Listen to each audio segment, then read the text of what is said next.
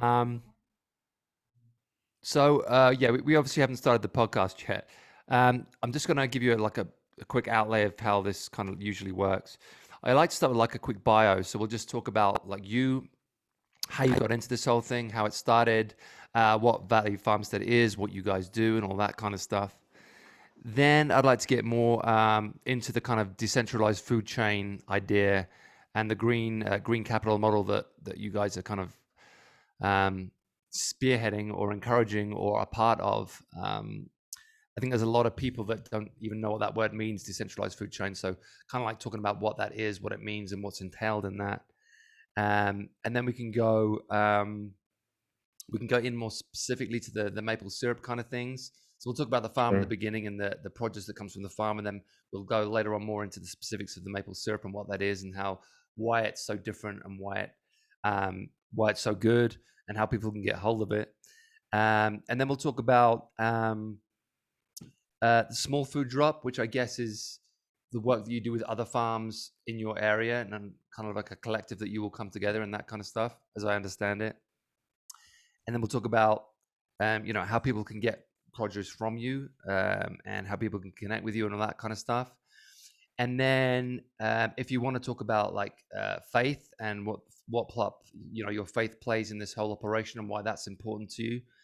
And then maybe we'll talk about vitamin C. Alana told you you're into this vitamin C thing and the Linus Pauling kind of doctrine of vitamin C.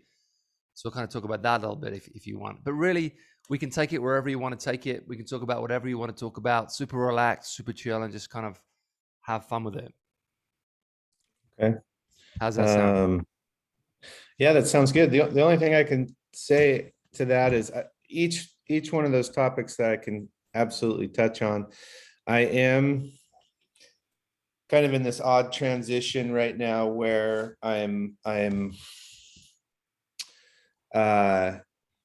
condensing a little bit on the livestock side and moving more towards the maple syrup and forestry side. So I don't know if I'll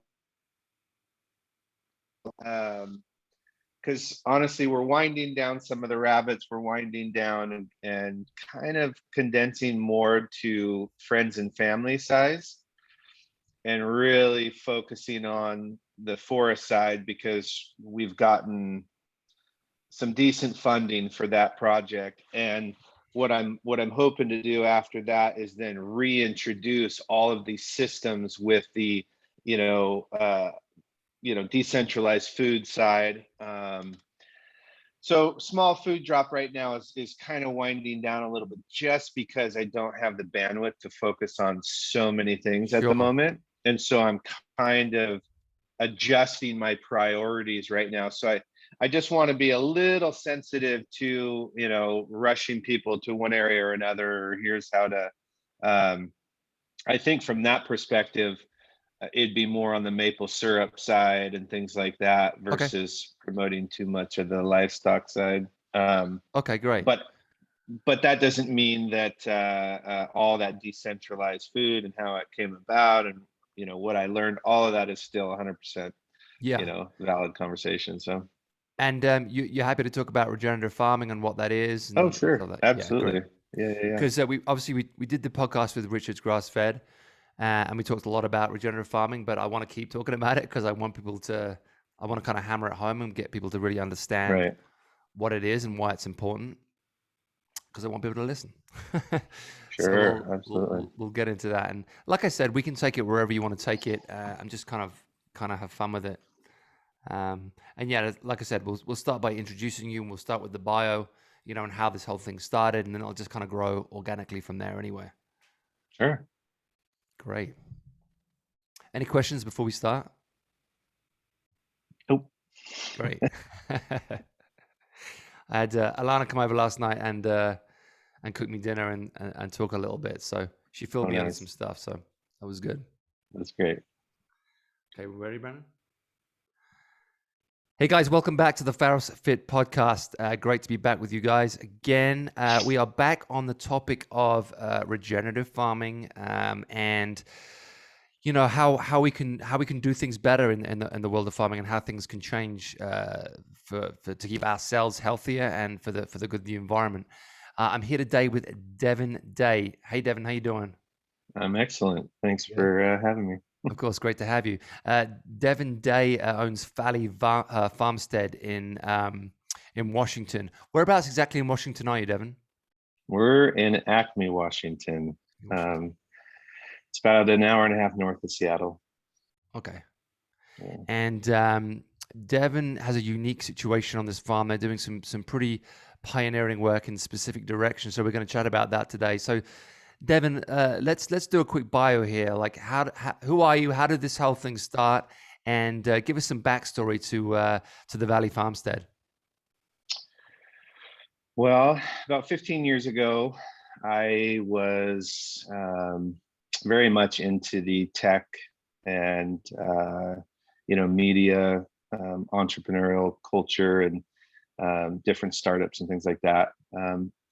That was fun. Learned a ton. Still, I still apply it into so many facets of my life today. Whether it's I need to build my own website, or get my own Shopify plugin designed, or something like that. I mean, all that's still there. But I got into farming as a whole for two reasons. One, I started to really understand the health benefits, and number two, I also understood the reality of being on a debt-based economy system. And so I'm not a huge fan of current supply chains. I mean, and of course, here we are today, right? But even back then, it was, a little bit of that inner self-preservation, that kind of mode, Right. and just understanding where that leads over time. I'm surprised that it's been able to hang on this long, but that's kind of the genesis of what got my mentality around wanting to grow my own food, wanting to think about a little bit of food sovereignty, things like that. So from there, my dad started working for managing a few farms out in Acme, Washington, and he had asked, "Hey, you want to come, work out here, help manage a few of the projects we got going on?" And I was like, "Not really." But I had we had small kids at the time. I was a little bit burnt out on, I was traveling a lot, San Francisco, Chicago, San Diego, things like that. It had been, 5-6 years at this point of just go, go, go. And I thought, you know what, that might actually be nice. It'd be a very juxtaposed transition in terms of what I'd be doing, but it was a good leap in terms of, being able to continue to provide for the family and things like that. So I did. And through that process of being able to, get integrated with a larger farming culture that was out here, it kind of became a day-to-day. I started, taking my IT brain and going, I think that could be better. I think that could be better. I think that could be better. And, through that thinking over the years, I started to implement my own little micro project here, micro project there. And then each of those started to develop into its own sustainable. And when I say sustainable, I mean, profitable, cash flow model. And I just continued to expand them, and I continued to integrate them in a way where they started to line up. So now I had this, very, regenerative model that was profitable, was manageable by a family only type concept. I didn't need to, raise tons of money to do it. And it was, started to become a secondary hobby income that was making me more money than my primary income. And it just kind of grew from there. So Amazing. And how did that feel kind of psychologically for you? Because it seems like once you make that transition and your livelihood is more in line with your like philosophy and what makes you, you know, what makes you feel good and what makes you feel happy and what makes you feel content. And once you can make a living out of doing something kind of like virtuous is the wrong word, but you know, something that aligns with your, you know, philosophy of the planet, philosophy of life and all that kind of stuff, that must have felt pretty good to be working towards something meaningful. Yeah, it definitely is. You know, when you're doing something that at the end of the day and you're hanging your hat up and going inside has lasting value. For me, I'm a huge problem solver and I love educating. So, you know, I think a lot of this as I started to, because I didn't know all of the things that I know now when I got going years ago. And, you know, there was always a new problem or challenge to be solved, which just kept my mind. I get bored really fast. If I get bored, I get, you know, distracted. I don't want to do it. My friends always laugh about that. My wife laughs about that, and so I'm always needing to solve some big challenge kind of thing, just to kind of keep myself busy. So all of these little projects allowed me to do that. So I was fulfilled in that sense. I enjoyed doing it. The I became very aware of like the whole factory farming model as I became more aware of my food and things like that. I began to realize, you know, kind of how gross the underbelly of that system is, Yeah. and how, you know, at the end of the day, when we're talking calories, how unsustainable from a, you know, health and calorie and you know, just from all those facets as well. And so um so it's very rewarding in that sense. And I love the fact, you know, I'll give you a quick example. Like, you know, one of the crops that we raise is rabbits, right? And we do our rabbits in a very uh,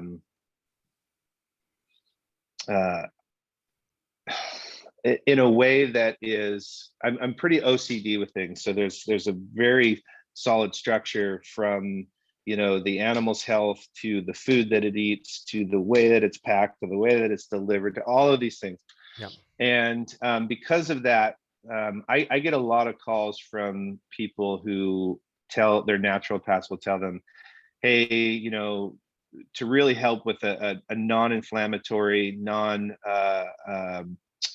allergen diet, you know, if you're going to eat protein, let's get you on rabbit. And so I got a lot of calls for that. And I started to notice this trend. And so one of the things, you know, and we got rave reviews from people who had, you know, autoimmune issues, had Yeah. dietary issues, things like that. I know And Crohn's so Crohn's is a big one, right? absolutely 100%. Yeah. And so we started to kind of target that realm as well if we were doing any sort of, you know, AdWords and things like that. But what I liked and what I really started discovering was we fed our other animals, whether it be beef, whether it be poultry, whether it be egg layers, you know, so on and so forth.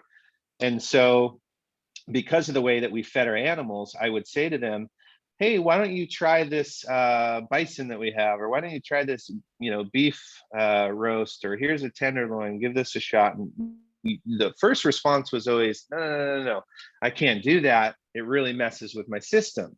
I'm not supposed to eat those things. And I'll say, okay, well, I totally understand. Why don't you try this? And at this point, I've had conversations with these individuals. I've started to build a little bit of a relationship, and I'll offer something to them, whether it be a whole chicken or whatever it is. And I'll say, you know what, just feed it to your family and have them try it, but have a taste of it when you make it. See what it does for you. And 100% of every customer that's had those issues that I've mentioned this has either called me or the next time they came by to pick up an order has said, oh my gosh, I tried X or Y that you gave me and I didn't have a reaction. Mm. And as I started to understand more myself, I'd always go, see, it's not what you're eating, it's what the animal's eating that is causing the issues that you're having. Right. And that was a huge watershed moment for me, for being able to communicate to customers. But I had that watershed moment, years prior to that, because when I first started, I fed our animals just like every other. In a lot of ways, I would say, a large percentage of the, sustainable, regenerative farming folks still to this day feed fairly commodity oriented feeds. But when we throw it out on pasture, we do these things, we think, oh, well, they're healthy now. Well, no, they're not, because they're getting, terrible calcium in their feed that's not bioavailable. They're getting poor, waste nutrients that some chemical company wants to find. Instead of having a byproduct, they put it in animal feed, right? And we don't understand these things to the extent that bothered me. So I started to become more aware of that, because the first things that I did is I did the traditional no corn, no soy, yay, right? And I thought, okay, awesome. I'm this amazing, grass-fed farmer, yada yada. But then, I really started to come understand canola and nutrients and things that our family was doing for ourselves. And so I started to break down, and I went on this kick for about a year. It took me about a year to go from that moment to the point where I had a naturopath, a nutritionist that really understand the OCD that was going on in my head. I talked to a lot of nutritionists. Like, I went to the local mills where I bought my feed and was like, hey, any chance I can sit down with your nutritionist and tweak this and that? And I'd have these conversations with these folks, and they were just like, why do you want to do that? It's built right in there. And I'm like, no, because that's a terrible I wouldn't present it like that, but that those things just don't go off in their heads, because it's not, that's the way that it's done, right? And I hear that a lot, with traditional, you kind of have your traditional farmers, which might be in the dairy industry, or beef farmers, and things like that. Then you kind of have this movement of sustainability and, permaculture and regenerative farming, and all these practices but there's still this sneaky secret of commodity feed that runs through both categories. Right. And so that's where it took me about a year, and I read book after book, and I finally found some books that started to break it down in layman's terms, what all of these measurements and uptake, math in terms of, what it did to the animal's body. And I spent about a year really learning those processes. And in that year, I finally found a nutritionist that was like, I know exactly what you're talking about. And so we sat down and started to cuss, and he allowed me to ask him all the stupid questions, like, what is this divided by that? Like, what does that mean in terms of joules of uptake for the animal? Like, and really helped me understand all of these elements. And then what I did after really breaking it down, and I remember that moment where he sent me that zip file, and I had, 7 recipes for mash formulas and like 7 recipes if I'm going to pelletize it, slightly varying because one needs a little more lignin to really pack that pellet tight and things like that if you're going to do a pelletized formula. And it was great because I'm in this really unique subculture here in the Skagit and Whatcom County valleys that I'm in, that is a really cool community of regenerative farmers and things like that. And there's a flour mill, and there is a malter that does all the malting for all the microbreweries around here. And they have amazing varieties of organic brands and wheats. And I stayed away from corn and all the other things that I didn't want in my feed, soy and things like that, and they don't offer those. But organic peas and all of the things that I really wanted that were right from my valley. And I'm like, wow, right? So I Yeah. built a good relationship, always had quality, grains and things coming in from there. And then I went down through the nutrient lines and developed custom nutrient blends. And the beauty of moving from, so here's an example, and this was pre all the inflation numbers that are happening now and causing food prices to spike and all that. I was at that time paying almost $800 a ton for a commodity feed, right? And I went from a feed, I set up my own feed mill. I have mixers and grinders and pelletizers, and that took about a year and a half to really come to fruition. But now I take local ingredients, I take a human grade, extremely bioavailable. Some of them are even microencapsulated so that they pass through the gut biome of the animal and don't get ruined in the hydrochloric acid and get deposited where they need to from a nutrient standpoint. And created these blends for when I was my most expensive blend for probably 3 to 4x the value of commodity feed in terms of nutritional punch to it, was probably about $400 a ton. So I went from $400 a ton, $800 a ton for mediocre feed. But there's another thing that happened as I started to transition from the commodity to my vertically integrated, home produced feed. Was it would take me 12 weeks to get to a market ready rabbit fryer. And after a 100% transition onto our own product, and there were a few other things that we tweaked that helped this process, we went to an 8-week ready, market ready fryer. So we shaved off 4 weeks in the amount of time. But not only that, there were other curves that happened. We saw the moods of the animals change. We saw the aggressiveness of rabbits change, and just the demeanor overall. When your body has the right uptake of the right nutrients, your body's more at peace, it's more balanced, right? When you're missing all of these spikes, it's sort of like being diabetic, where when your blood sugar spikes, you don't feel all there, right? Blood sugar spiking is one of the worst problems. Now I can imagine animals being very similar in blood sugar. I could only imagine what kind of blood sugar spiking they would have on commodity feeds, right? So you can imagine the aggressiveness of the animal. Yeah. All of these things are going to change as they're getting that proper diet that really makes a difference. So what I did was I produced a feed for each animal that I could control, because I developed the feed for 3 things: health, marbling, and flavor, right? And bar none, I've never had meat taste the way that this does. It in my opinion is far, because of the ability for the animal to take up the nutrients necessary. Our soils are so depleted, yada yada.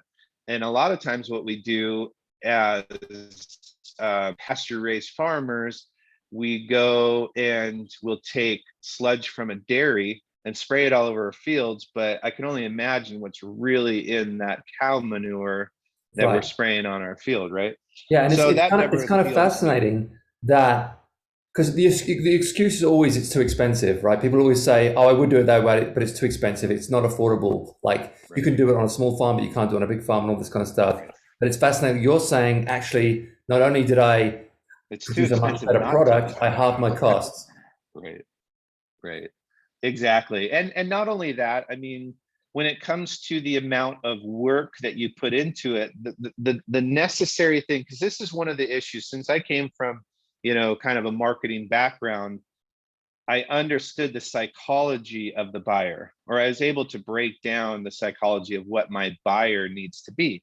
Because I'm going to put that kind of effort into raising an animal, I need to find the kind of individual who finds the value in that kind of, application in animal rearing. That's how I run into chefs like Alana. That's how I ran into, we deliver rabbit to all of the high end and maple syrup and all the other products that we do to all of the high end restaurants throughout Seattle and the Pacific Northwest region. And, when I went out, and I did this as a psychological, sales thing, was when I went to these restaurants and I went cold to, I started producing a high quality product and I had no customers. The problem for me wasn't that it was never the fact that I didn't think I was going to be able to get customers. I wanted to have the best product first and go line them up with the same customers that I knew were only a phone call away, right? And so it was that exact type of mentality that I designed my pricing based on. So for example, for my wholesale with rabbit, when I would go to these customers, I wanted to be far more expensive. I shouldn't say far more. I wanted to be more expensive than the product they were currently buying. And the reason for that is because it set the standard that my product was better from a pricing standpoint, but it also was better, and I could show them that it was better. And I'd go in cold turkey. I never called my customers ever. And so I would walk into, and I knew when to go in at the right timing to not, irritate the chef because he's busy prepping and all that. So when I'd go in there, I'd go in with my Yeti cooler and I'd have a rabbit, and I'd have a jar of maple syrup that really always sealed the deal, right? Because the story was behind the maple syrup after giving them the story of the difference in how we raise rabbit. Right. And it went the same. And the nice thing was, I'd show them and I'd present this rabbit. The presentation was, and branding was phenomenal with our packaging. That helped visually with that first impression. The second thing that they did, they noticed the body and genetic makeup of that rabbit. So you'd have a thicker loin, you'd have a shorter body. Most rabbits are long, lanky, and have thin thighs and have fairly skinny backbones, right?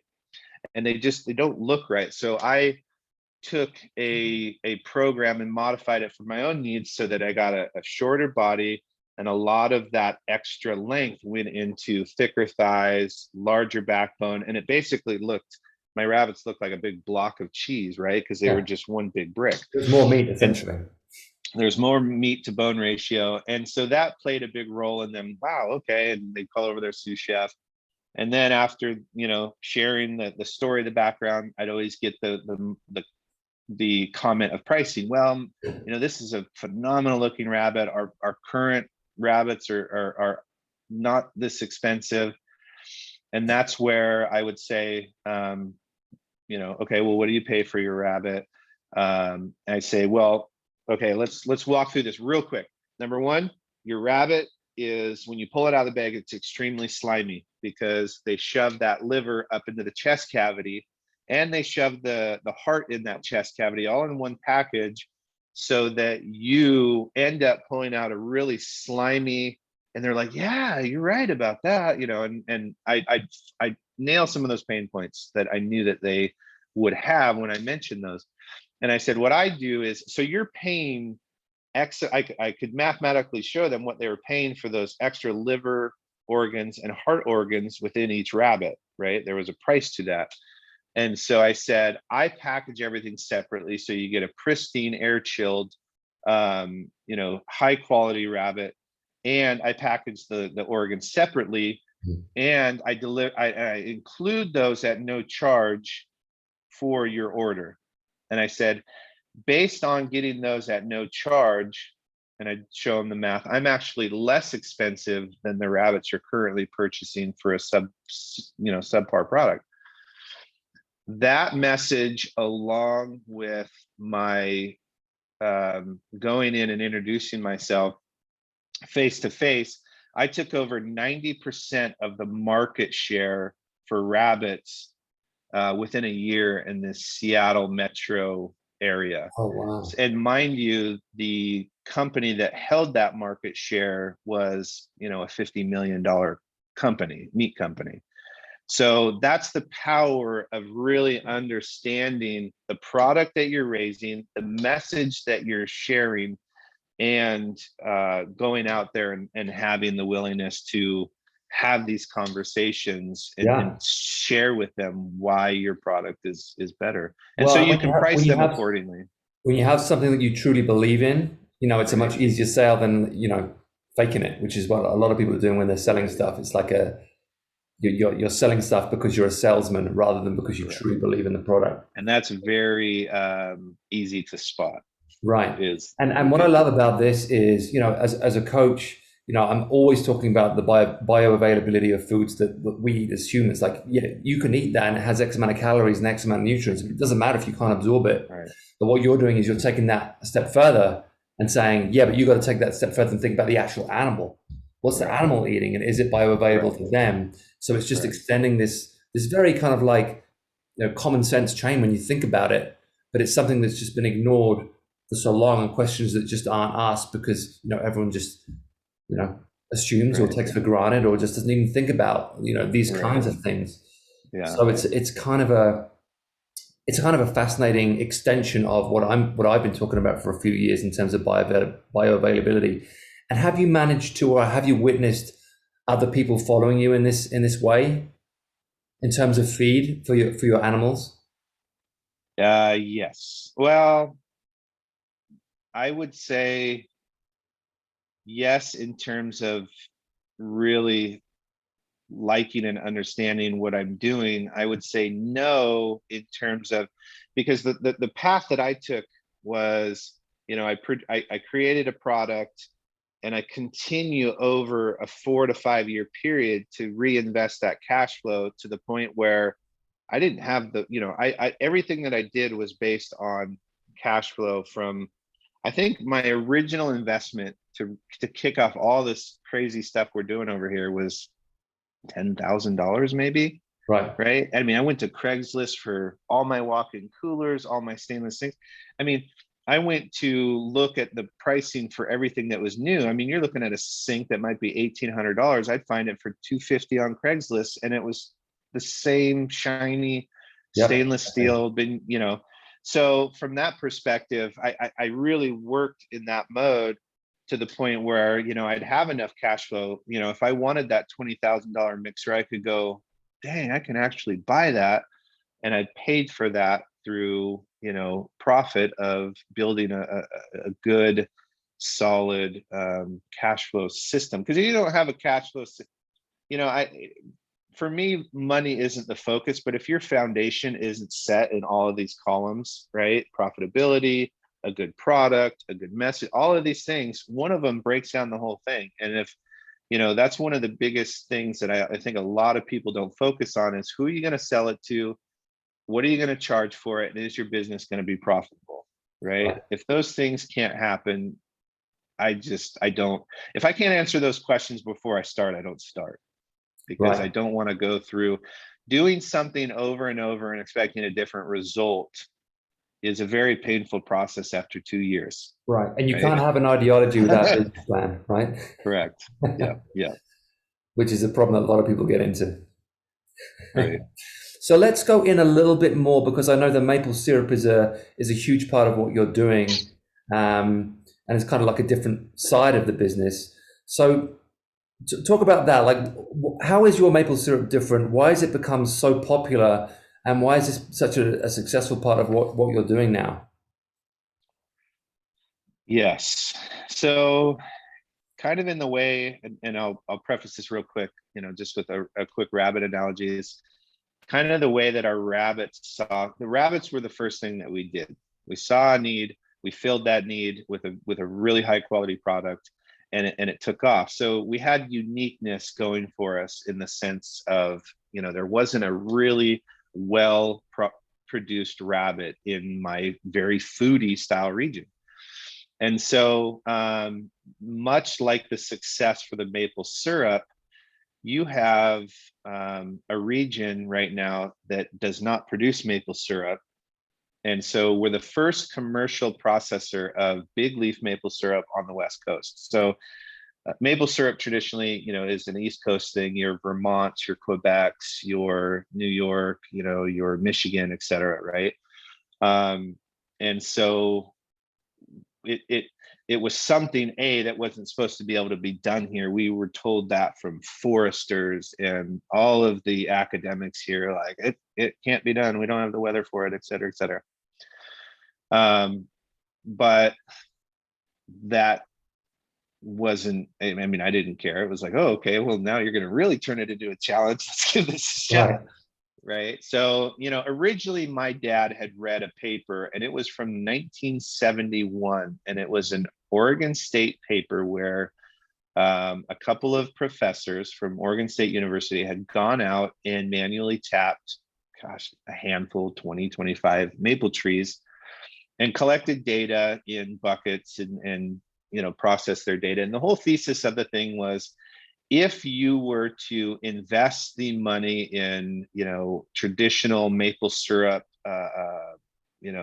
lines and add vacuum to it, could maple syrup be commercially produced on the West Coast? And there was a huge question mark even in the thesis of the paper, because it was like, we did get it. We made a tiny bit of maple syrup. It tasted great. It was different flavors than the East Coast, but it was a very tasty product.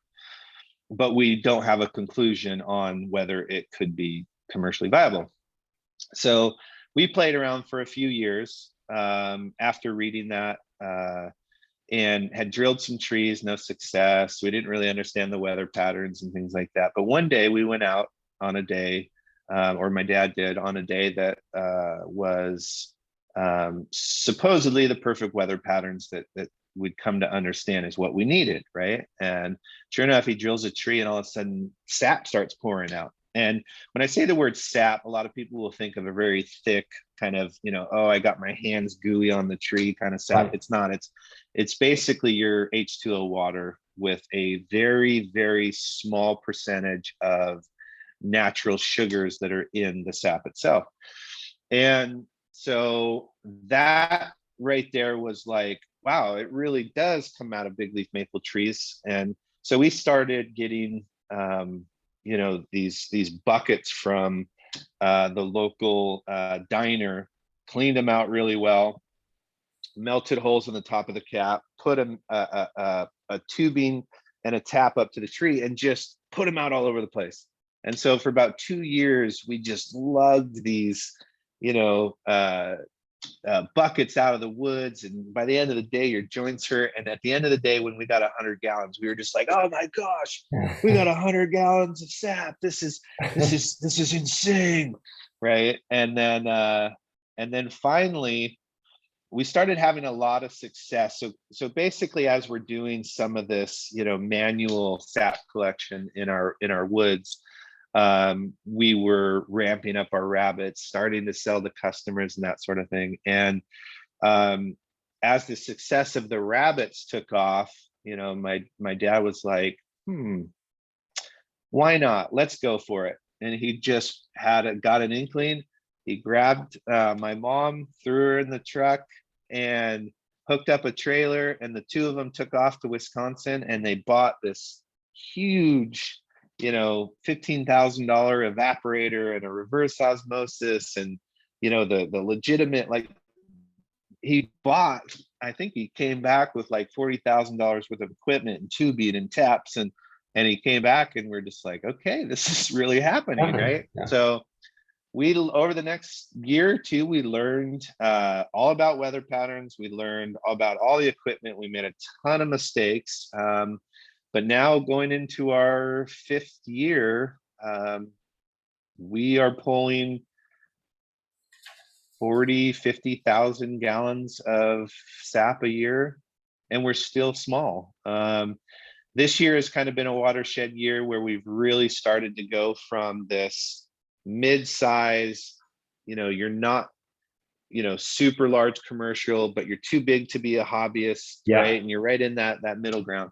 Yeah. And so this is kind of that year where we've been working with our, Department of Natural Resources, local logging families, private landowners, expanding, locations that look viable, connecting with the universities. We work with UW and OSU on forestry and maple syrup concepts. And we've worked with them because, we started to get a lot of press in, Modern Farmer, and, NPR came out, and, a lot of the local news and all these things. So UW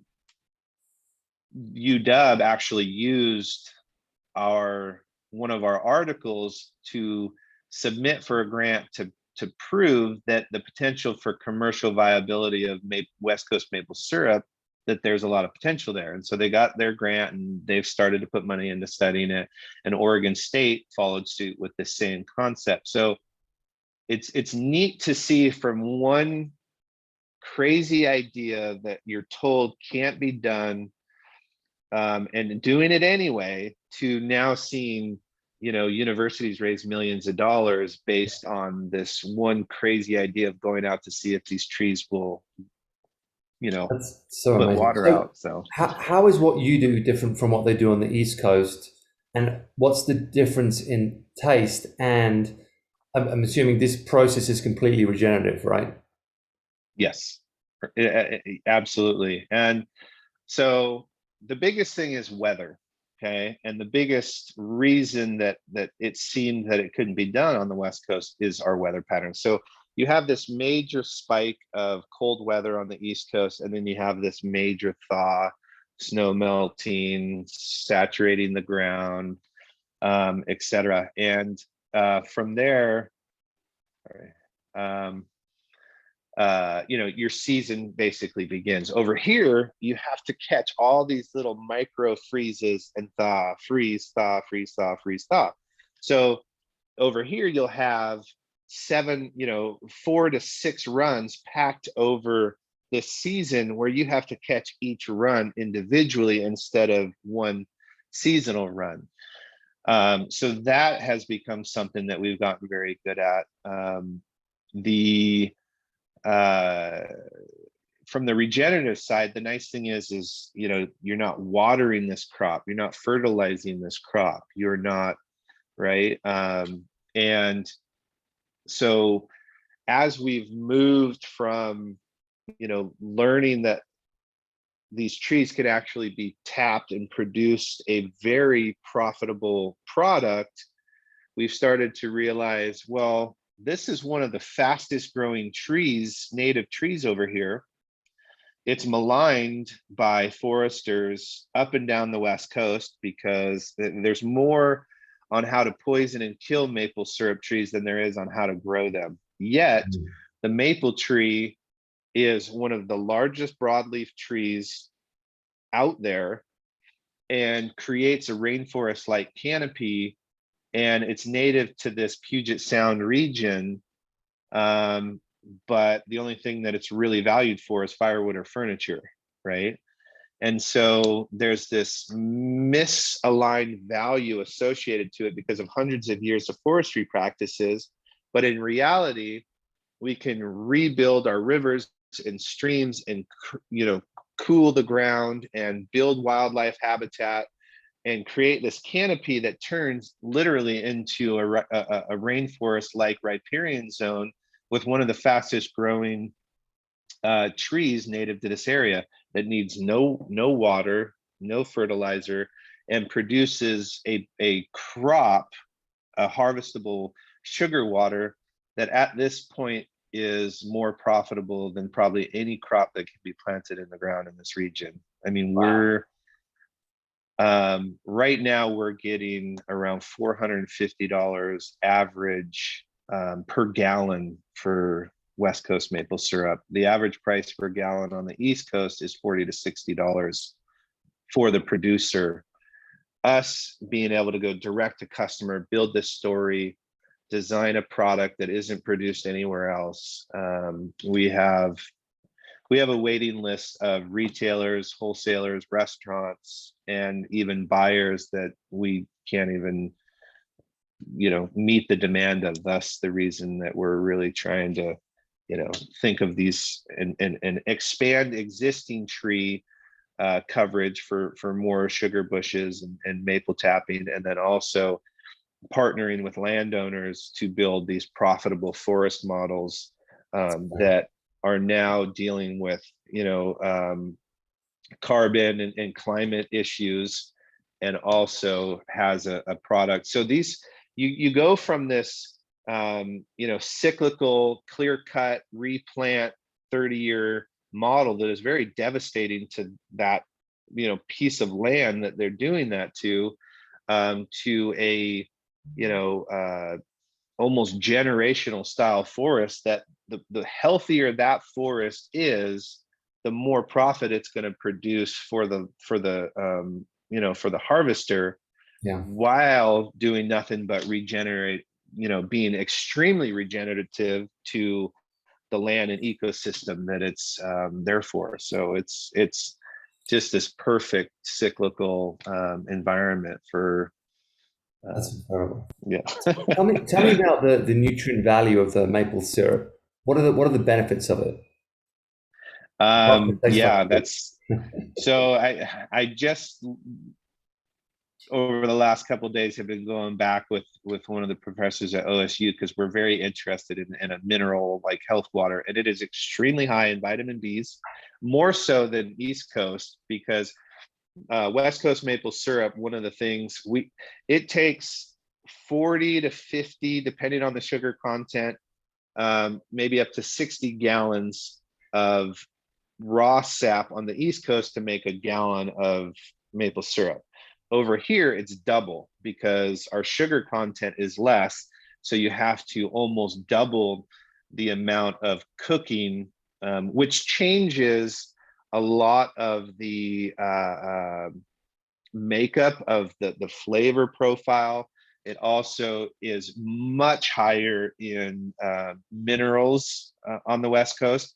And so you have extremely high levels of potassium, magnesium, vitamin B's, and a host of other nutrients that are very, very high in this raw sugar sap. So it's really neat to see the potentials from, maple syrup, sodas, mineral waters, making sauces out of it, all these other beers and wines, and I mean the list goes on.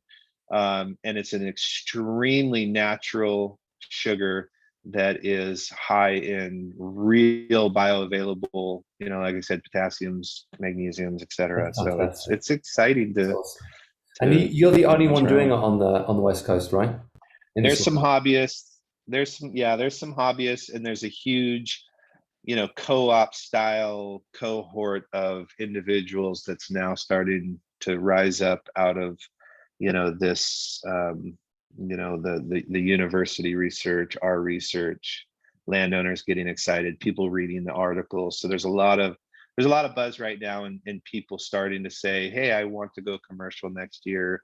Hey, I'm really excited to do this in my backyard. Can you give me some tips?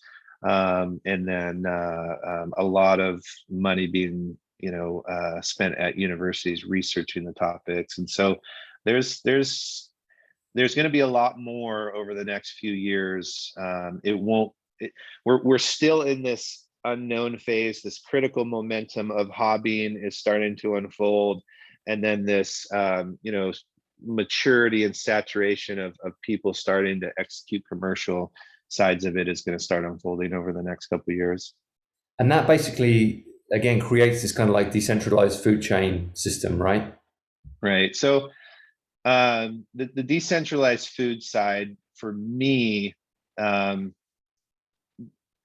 is more about, because this is where I put my tech IT hat on, and I wrap, because from the very beginning of doing these, I always, I used to work at a internet company where we had to spend time figuring out how to connect a warehouse over in near us and their extended warehouse in Florida, right? So you're having to contact multiple, internet vendors and say, hey, can I get a hop through San Francisco because I need to connect to Comcast over, and you're making these connections and logistical decisions that really put together this network, or almost this supply chain, so that they can communicate as the same. And so those types of things that I did always got me thinking from a, supply chain, blockchain, just overall ease of use from a tech standpoint, and how you can take factory farming, throw a grenade in there, blow that up, and separate those requirements to produce those 10,000 hogs over a much broader area, but leverage that technology to introduce local feed systems to feed that distribute, because animal, the biggest, no pun intended, beef with the beef and pork industry is that you have all this pressure in these, areas that are very concentrated, right? So you get these, stories that you'll see come out in the news where it's like, oh my gosh, 10,000 pounds of, waste manure got leaked into this creek that went into the river that got, blah, blah, blah. So that doesn't happen when you're spreading out the need for these animals to be raised. The hard part is post World War II, in this industrialization phase, you had all of this centralization of production, right? And that led to, oh, this is great. Look at how much meat we can get out there at scale in this. And so as that model develops, it always becomes harder and harder because, you get more and more centralized. You have to, produce profit for stakeholders. You have to, and so corners are cut. Yeah. And then you have the great unraveling of those systems, right? And it all becomes about profit. It's nothing to do with quality. It's nothing to do with the environment. It's just about numbers. Right. Yeah. And again, you look at the nutrient value. I've actually taken, livers, heart organs, etc., to our, labs, and taking, I did it with chicken. I did it with, rabbit liver, because rabbit liver is supposed to be extremely high in vitamin B's and stuff. And I took a standard market, that I could go get, ordered some rabbit, took their liver, all that kind of stuff. And I took a variant into the lab, and the numbers are staggering between the feed systems. And when you look at the nutrient values of, like, say, the commodity rabbit liver versus the rabbit liver we're raising, you have huge spikes in vitamin B levels. And that speaks to, when you're looking at vegetables at the same time. You walk into a store and you see a red tomato and you think a red tomato has the same nutrient value as that red tomato. They're all the same. A red tomato is a red tomato. Well, that's not true, because, for that red tomato to grow in a commodity, large facility, the nutrient uptake or the soil that's depleted is very different. So that meal that it's eating and pulling out of the soil is much different than a red tomato that's getting the makeup that it's necessary. So the same happens with these supply chains. And when you look at a big, factory farm, it just, it is different. Sorry, that's another side rant, but again, going back to logistics and supply chains and decentralization, that whole system can be spread out amongst many farmers, because there's, for the most, off-the-shelf technologies these days that allow the logistical coordination for those systems to enter the food chain at a high level. So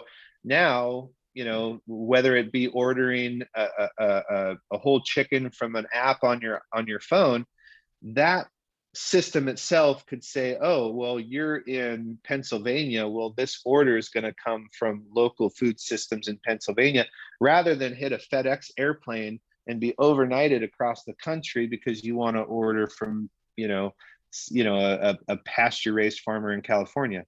We're not there yet because nobody's really building it yet. They are building it. The scary thing is that if the farmers that are actually doing that and thinking that way don't build it fairly quickly, the large corporations are building the same supply logistics to continue, the ease of use to you, so that it's going to be much harder down the road for those localized food chains to play the same role that they have right now at this moment in time, if the momentum gets built for this to happen.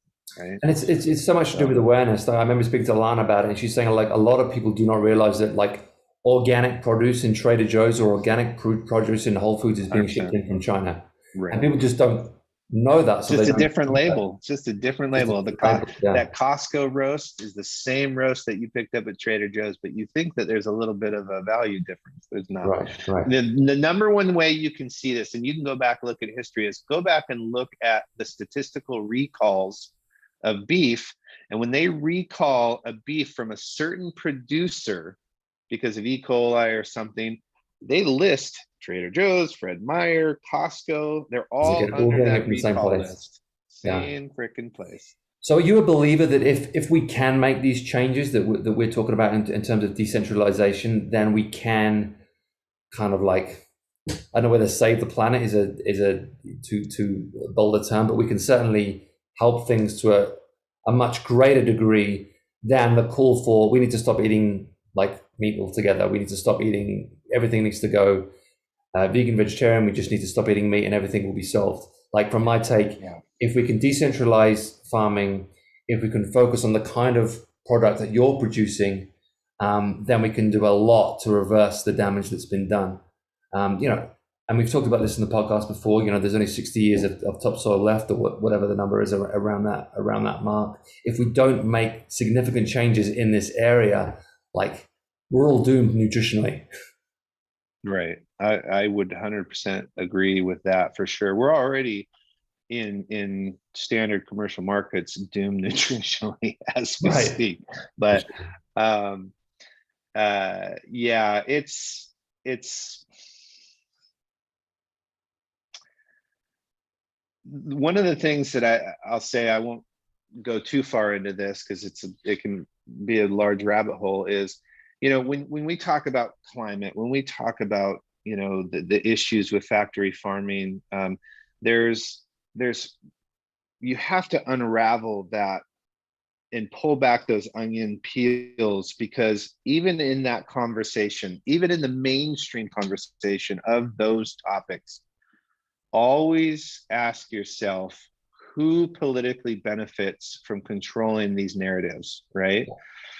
And so you always have to keep that in mind, because if you don't understand those conversations, you'll never understand how to truly make a difference. And at the end of the day, one of the things that I learned early working in tech is, when you have to work with prima donna developers all day long, and you have to try to figure out how to get this team to coordinate and work with that team. I spent a lot of time doing that. If you don't leave your ego at the door, nothing gets done. Right. And if we don't leave this left-right paradigm of political banter and figure these solutions out, there's only benefit for political gain on one side or the other, while nothing gets done. So getting rid of that conversation, you now are allowed to say, okay, let's look at what the issues really are. Okay, climate, well, let's plant some dang trees that actually make a difference, that actually are profitable, and actually don't need to be cut down. So they're a huge carbon sink, wildlife preserve, and all of the other factors. Well, what are we going to do about our food supply chains? Well, let's take models that we've developed and allow all of these farmers to utilize the research, the application, the understanding, the way of regenerative farming that allows high dense, nutrient rich food to be, because right now, high dense nutrient rich food is extremely expensive. It's extremely expensive because I know, because I sell it, and I don't know if I could afford my own food if I had to buy it at retail prices. And that's not to say that I do it that way, because it's just that it's not done at this level often. So my able to keep doing has to be at a level that's higher than what I could do down here in a lot of ways, right? And so for me but if we co-op that kind of mentality, and more people start producing it, more people start raising high dense nutrient food in a way that becomes more readily available, you start to balance that equilibrium of cost and things like that. Supply chains start to develop in a way that get more robust, and so prices can come down. Yeah. But Well, and also just getting support from the government, or the government has been supporting factory farming and seed and subsidizing grain right, for so long. yep, If they yep, just put the same kind of like financial and media support behind the things that you're doing, and right, farmers that are doing the things that you're doing, right, then it would go a long way to raise awareness and lower costs. right. I agree. Yeah, I and don't think it's they're going tough to do it, but I'm because, just saying if they did. well, there's some interesting things that are happening right now. You know, but you're right. When the government will pay a farmer to destroy 10,000 acres of corn, um, for various reasons, to deal with market fluctuations and things like that, it's not a sustainable system, Right, right? right. Especially when the ultimate goal is to make sure people have access to high dense nutrient rich food, Yeah. period, right? So but you're right there, and I would also, anybody who's doing any sort of farming and wants to expand, there's actually some pretty decent programs that are out there for USDA grants, for local grants, for meat producers and things like that. You just have to be scared, or sorry, you just have to not be scared to approach the grant application process Right. with fear, because it's overwhelming. It is a bit, but it's actually, if you take it step by step, like we just, we're a WSDA processor. So on our facility, on our farm right now, we have licensed processing, we have, our packing and distribution area, we have, our feed mill, we have, all of our, animal production and stuff that takes place. But this summer, I actually applied for the big meat, processors grant that was out there, USDA grant, not expecting to get it. I'd never done this before. I just went to, Upwork, which is, I think used to be Elance when I used to use it back in the day, and hired and found, somebody that I thought would work well, that I would work with well, that, could help me walk me through that grant writing process. And not expecting to get it, I did. I ended up getting a $250,000 grant to expand my current WSDA processor to larger, animals, which is great because we have our own beef, we have our own bison, and we have a lot of other beef farmers in our valley that could benefit from, having that, slaughter capability as well. So Yeah. it's out there. Well, yeah, I mean, it takes bravery, like you're saying, and it takes pioneers like you to really, make the difference and make the change. So, thank God for people like you. Do you want to talk a little bit about what part your faith plays in this, Devin? Yeah. I mean, I am a believer in Christ is the one true God. I don't know if a lot of people talk about that these days, but yeah, it's my faith is something that I think has created a foundation. Well, I'll say this. Number one, my faith is something that's given me the confidence to do the things that I do, right? Yeah. Uh, when you put, there's so many things that we can put our faith in, right? And the a hard part is, I think, identity. When we put our identity in things other than Christ, we tend to have a very worldly viewpoint on things. So that, I think, has been a big foundation for, number one, why I want to raise animals the way that I do, why I want to learn the things that I want to do, why I want to make changes the way that I want to do. And it's not we were called to be stewards of the planet, not to worship the planet. There's a vast difference between the two.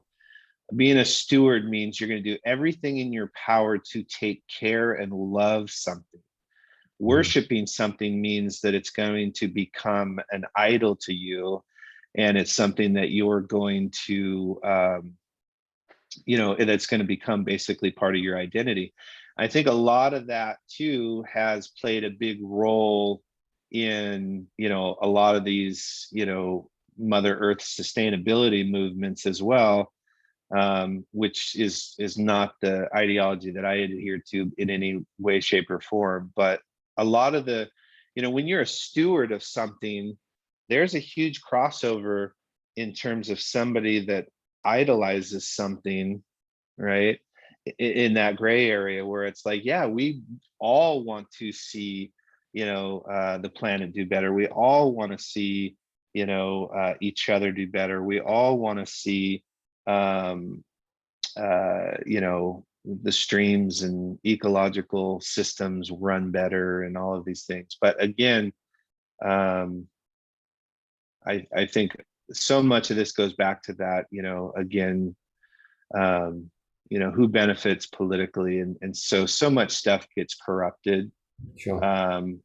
That I think, again, going back to the faith question, it has really given me the foundation to love others as I would myself. And so that reflection there, I think, is an outpouring of everything that I focus on, right? And why, in a lot of ways, I'm successful with the things that I do, because I do approach it from that perspective that this isn't just about me, right? Yeah. And so, yeah, that's Yeah. Well, it sounds like it's giving you that made sense. it's giving you direction, it's giving you courage, Right. it's giving you all these things. It's fantastic. Right. Devin, how do people learn from you? How do people buy produce from you? And what's the best way to reach out to you? I think right now there's two. We have a lot of websites going up right now, but the two foundational websites I think that have kind of been the core of what we do is valleyrabbits.com and neilsbigleaf.com for the maple syrup. And all our contact info is on both of those. A lot of product info is on there. Most of I will say, so rabbit has been kind of our biggest commercial livestock product. Our beef, our eggs, our chicken, all of those were more local through our food drop scenario. We're sort of reducing that a little bit and focusing on the maple syrup and the forestry side of things. But those have been sorry. I don't know where I was going with that, but those aren't as much the focus as those Got it. core, Yeah. rabbits and maple syrup. So how long is the wait for maple syrup, and how long before I can put it on my pancakes? You actually can order right now. We do have some left. I've been holding off. So funny, I've said every season, and I haven't done it. I did it at the beginning of this season with a little bit of stock we had left over, but I'll send out an email. And the first time I did it, I was blown away because I didn't believe it was really happening. We produced a couple 100 gallons. I put all the inventory on the website. I sent out an email because I mean, the nice thing is it's unique enough that we've built a very large email list because of its uniqueness and exposure that we've gotten through the media. And I did an email blast, and the entire inventory was sold out in about an hour and a half. We're talking like 1,200 orders or something. And so my mom spent like 8 hours a day for almost 2 weeks packing orders. And she said, "Don't ever do that to me again." So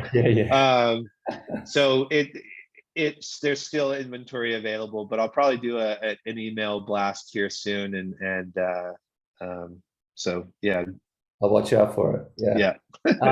Devin, I love talking to people like you because, you know, it's easy to get negative about things and down on things, and everybody's shouting at everybody, and everyone's, you know, upset about everything. But, you know, I talk to people like you, and it gives me hope. It's encouraging to see people like taking risks and being pioneers and really doing things to make a change rather than shouting at other people to change. Right. So the fact that you're doing it practically, you're doing what you love, and you're making the world a better place is refreshing and inspiring. So thank you so much for taking the time. I really appreciate it, and I can't wait to try some of this maple syrup.